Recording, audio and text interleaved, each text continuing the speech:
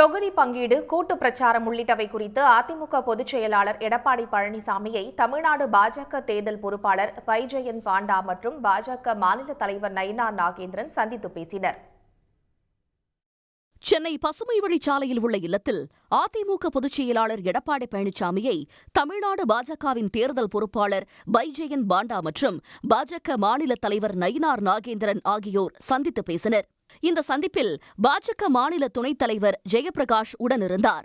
அப்போது வரும் 12ஆம் தேதி நயினார் நாகேந்திரன் தொடங்கவுள்ள சுற்றுப்பயணத்தில் பங்கேற்க எடப்பாடி பழனிசாமிக்கு அழைப்பு விடுக்கப்பட்டதாகவும் கூட்டு பிரச்சாரத்தை முன்னெடுப்பது தொடர்பாக விவாதிக்கப்பட்டதாகவும் கூறப்படுகிறது.